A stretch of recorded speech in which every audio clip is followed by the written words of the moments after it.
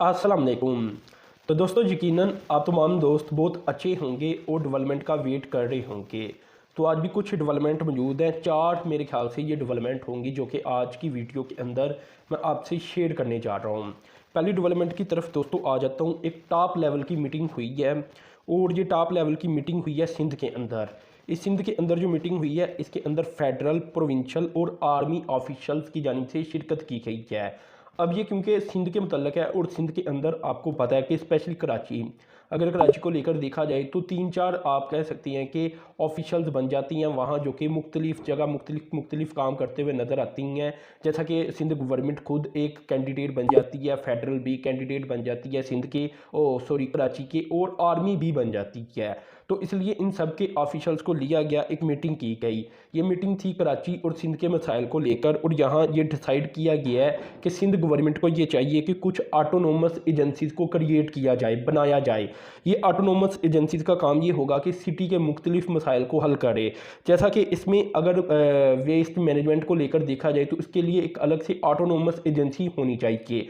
अब यहाँ मैं आपको बता दूं कि सिंध के लिए पहले से ही जो सॉलिड वेस्ट कंपनी है वो मौजूद है। ऐसा नहीं कि अदारे मौजूद नहीं, लेकिन उन अदारों के अलावा भी ये बताया जा रहा है कि ऑटोनोमस एजेंसी को क्रिएट किया जाना चाहिए जिनका स्पेशलाइज काम हो। जैसा कि अगर वेस्ट मैनेजमेंट को लेकर एक कंपनी क्रिएट की जाएगी तो उसका सिर्फ वही काम होगा। इसी तरह अगर कोई इसी तरह का पानी का कोई मसला है फ़र्ज कर लें तो उसके लिए भी एक ऑटोनोमस एजेंसी क्रिएट की जाएगी जो कि सिंध के बड़े बड़े सिटीज़ को होल्ड करेगी, और वहाँ अगर पानी का किसी भी किस्म का मसला होगा तो उसे हल करेगी। फ़र्ज कर लें ड्रेनेज का मसला है तो उसे हल करेगी। उसके लिए सिर्फ एक कंपनी नहीं चाहिए, हर काम के लिए अलग अलग कंपनीज होनी चाहिए। ऐसा एक प्रपोजल सामने आ चुका है इस मीटिंग के दौरान। और दोस्तों सिर्फ कराची के अंदर नहीं बल्कि जितने भी बड़े सिटीज़ होंगे, जैसा कि हैदराबाद, लारकाना, सक्कर, मीरपुर खास और शहीद बेनज़ीराबाद, ये कौन सा सिटी है, लेकिन खैर जितना भी बड़ा ये सिटी है, यहाँ बताया जा रहा है कि यहाँ भी इस तरह की सॉलिड वेस्ट जो एजेंसीज हैं वो क्रिएट की जाएँ।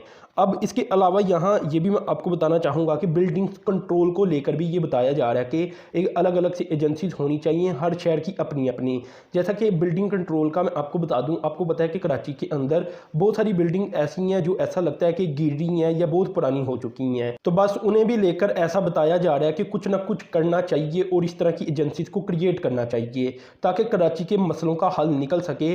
और जब स्पेशलाइज काम किसी के हवाले कर दिया जाता है तो वो ज़्यादा ईजीली हैंडल किया जा सकता है। तो ये दोस्तों पहली डेवलपमेंट मैंने आपसे शेयर कर दी और ये काफ़ी अहम तरीन डेवलपमेंट सामने आई थी। अब दोस्तों दूसरी डेवलपमेंट की अगर मैं बात करूं तो वो भी काफ़ी अहम है। दोस्तों ये डेवलपमेंट है कैपिटल डेवलपमेंट अथॉरिटी की जानिब से आई है, यानी कैपिटल डेवलपमेंट अथॉरिटी आपको पता है इस्लामाबाद। तो फेडरल टेरिटरी की मैं बात कर रहा हूँ, वहाँ जो गांव भी उनके अंदर ही आ जाती हैं, इन सब की बात कर रहा हूँ। ओवरऑल कैपिटल डेवलपमेंट अथॉरिटी की जानिब से ये प्लान सेटअप किया जाने लगा है कि जितने भी पब्लिक पार्क्स हैं जो कि इनके अंदर आती हैं, फेडरल टेरिटरी के अंदर आती हैं, यहाँ कुछ नई स्कीम्स को लाया जाएगा और इन पार्क्स को अपग्रेड किया जाएगा। इसमें जो पहली अपग्रेडेशन होगी वो वॉशरूम्स को लेकर होगी, बाथ को लेकर होगी, जिसमें फीमेल्स के लिए और मेल्स के लिए पब्लिक बाथरूम साथ साथ बना दिए जाएंगे। यहाँ मैं करेक्शन करना चाहूँगा कि मैं पब्लिक बाथरूम की बात कर रहा हूँ, इसलिए इंडियन ये ना समझिए कि शायद पाकिस्तान के अंदर बाथरूम की कमी है। तो मैं एक छोटे से घर में रहता हूँ, यहाँ भी 4 बाथ मौजूद हैं। तो पब्लिक बाथ की बात कर रहा हूँ जो कि गवर्नमेंट का काम होता है कि किसी भी पार्क के साथ बना दिए जाएँ ताकि अगर लोग वहाँ गलती के साथ सैर करने आ ही जाएँ तो उन्हें कम अज़ कम जो नेचर कॉल्स आती हैं उनसे प्रॉब्लम पेश ना आए। ओवरऑल दोस्तों इधर मैं आपको बता दूं कि फेडरल टेरिटरी यानी इस्लामाबाद के अंदर 235 बड़े और छोटे एक शाम के आप कह लें कि पार्क बन जाती हैं, और इनमें से पहले फेज़ के अंदर 50 के ऊपर काम होगा और ये काम कुछ ही माह के अंदर मुकम्मल हो जाएगा। इसके बाद दोस्तों इसके साथ साथ मैं ये भी आपको बता दूं कि साइकिलिंग के लिए और वॉकिंग के लिए भी आप कह लें कि साथ साथ रास्ते बनाए जाएंगे तमाम पार्क के अंदर। तो ये कुछ अपग्रेडेशन है पार्क को लेकर जो कि की जाएगी इस्लामाबाद के अंदर। और इस्लामाबाद की असल खूबसूरती है भी यही चीज़ें और इलाके या जंगलात हैं या पार्क हैं। तो पार्क को मज़ीद बेहतर करना, क्योंकि पाकिस्तान का इस्लामाबाद सिटी दुनिया का खूबसूरत तरीन कैपिटल भी शुमार किया जाता है। तो यहाँ अगर इस तरह की फैसिलिटीज़ अगर किसी पार्क के अंदर अवेलेबल नहीं है तो होनी चाहिए थी, लेकिन खैर देर आई दुरुस्त आई और अब ये बनाई जाएंगी। तो खैर दोस्तों अब तीसरी डेवलपमेंट की तरफ चलता हूँ, और तीसरी डेवलपमेंट काफ़ी अहम है। यहाँ दोस्तों मैं आपको बता दूँ के इलेक्ट्रिक बसेस को लेकर एक नया MOU साइन किया गया है और ये फवाद चौधरी की जानिब से ट्वीट करके भी बताया गया है कि इस्लामाबाद के अंदर कोई 38 इलेक्ट्रिक बसों का मंसूबा EOI यानी एक्सप्रेशन ऑफ इंटरेस्ट के सीता के ऊपर आ चुका है। और यहाँ अब इस्लामाबाद के अंदर वो ये भी बता रही हैं कि इस्लामाबाद एयरपोर्ट से लेकर मरी तक हम ये कोशिश कर रही हैं और स्टडी कर रही हैं कि इलेक्ट्रिक ऑटोमेटिक ट्रेन का आगाज़ किया जाए। अब ये बहुत बड़ी डेवलपमेंट है, बाद में डिस्कस करती हैं, पहले बाकी मालूमात शेयर कर ली जाए।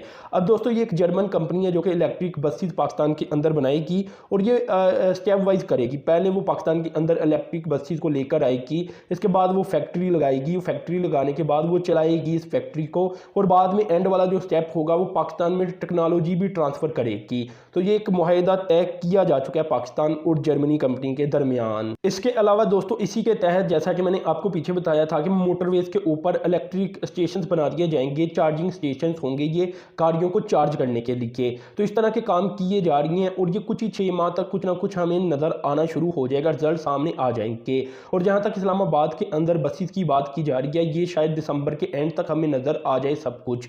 तो बताने का मकसद ये है कि स्पेशली और सीरियसली काम किया जा रहा है और न्यूज़ आती जा रही हैं इलेक्ट्रिक बसेस को लेकर पाकिस्तान के अंदर। तो अच्छी बात है, अब इलेक्ट्रिक ट्रेन की भी बात चल पड़ी है इस्लामाबाद एयरपोर्ट से लेकर मरी तक। अब ये क्यों किया जाएगा अगर ये मनसूबा बना दिया जाता है? असल में ये मनसूबा टूरिज्म को लेकर बनाया जाएगा, टूरिज्म को बढ़ाने के लिए, और ये अच्छा स्टेप है, होना भी चाहिए। इलेक्ट्रिक ट्रेन मेरे ख्याल से इस्लामाबाद के अंदर भी चलनी चाहिए और ज़रूरी नहीं कि सिटीज़ के अंदर ही चले, 2 सिटीज़ को कनेक्ट भी किया जा सकता है इलेक्ट्रिक ट्रेन को भी लेकर, जिससे टूरिज्म में इजाफा होगा।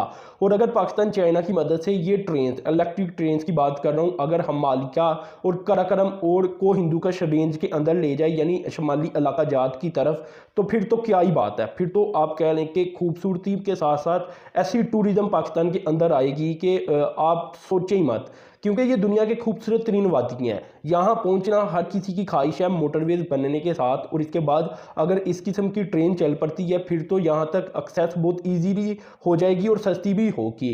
तो इस तरह टूरिज्म की एक आप कह लें कि बारिश ही हो जाएगी पाकिस्तान के ऊपर अगर देखा जाए। अगर बैरूनी ममालक में अभी आहिस्ता आहिस्ता टूरिज्म पाकिस्तान के अंदर आएगी बैरूनी ममालक से, लेकिन पाकिस्तान के अपने लोग ही बहुत ज़्यादा विजिट करना शुरू कर देंगे इन इलाकों का।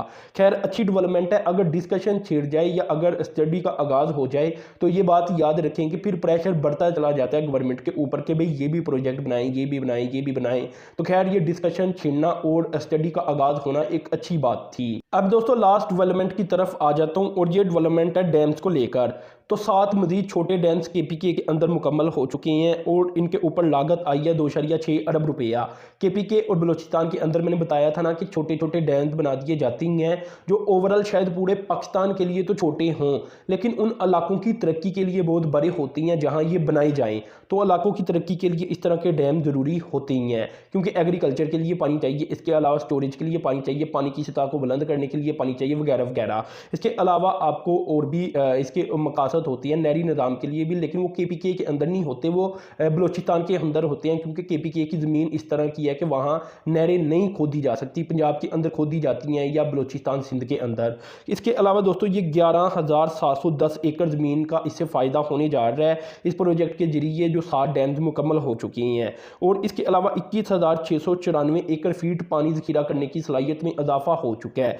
अलावा दोस्तों इसके मैं आपको ये भी बताना चाहूँगा इन डैम्स के नाम। इसमें दोस्तों लोगढ़ डैम कड़क, इसके बाद खैरबारा डैम हरीपुर, करक डैम कड़क, जब्बा खटक डैम नौशहरा, दरमक डैम कोहाट, गोल बंदा डैम कड़क, इसके अलावा मर्दान खील दम कड़क। ये कड़क हर जगह ही आ जाता है, लेकिन खैर ये नाम मैंने आपको बता दिए। ये वाले डैम मुकम्मल हुई हैं और इसके अलावा कुछ और डैम भी हैं जो बनाई जा रही हैं, जैसा कि इसका नाम बन जाता है ज़मीर गुल डैम, ये बनाया जा रहा है। इसके अलावा 12 डैम स्वाबी, ये भी एक बनाया जा रहा है और बहुत जल्द ये भी मुकम्मल हो जाएंगे, क्योंकि ज़मीर गुल डैम के ऊपर 95% काम मुकम्मल किया जा चुका है। ये भी दोस्तों कोई 1 आप कह लें कि 1-2 अरब रुपये के साथ बनाई जा रही हैं। और इनसे भी अगर मैं आपको बताऊँ तो 5,965 एकड़ ज़मीन आप कह लें कि शराब हो सकेगी और जो लाइफ स्टोरेज है उसकी कैपेसिटी में भी इजाफा हो जाएगा। तो ये कुछ डैम्स को लेकर भी डेवलपमेंट सामने आई हैं। वो जो बताया जाता ना कि KPK के अंदर बहुत सारे छोटे छोटे डैम्स बनेंगे, तो ये वही प्रोजेक्ट है, उनमें से कुछ मजीद कंप्लीट हो चुके हैं। लेकिन ये काफ़ी सस्ते डैम्स हैं, कुछ कुछ अरब रुपए के डैम है, कुछ मिलियंस रुपीज़ के डैम है, कुछ करोड़ों रुपए के डैम है। कोई इससे ऐसा नहीं है कि बहुत बड़े बड़े डैम हैं, तो इसलिए ये ज़्यादा तेज़ी के साथ मुकम्मल होने चाहिए। लेकिन क्योंकि ये इलाकों की तरक्की के लिए अहम है, तो ये दोस्तों सारी डेवलपमेंट मैंने आपसे शेयर की, सारी की सारी बड़ी कमाल की डेवलपमेंट थी। तो आप चैनल को लाजमी सब्सक्राइब कर दिया करें, क्योंकि आपसे मैं इसी तरह की डेवलपमेंट शेयर करता हूँ। तो दोस्तों अब तक के लिए इतना ही था। अल्लाह हाफिज़।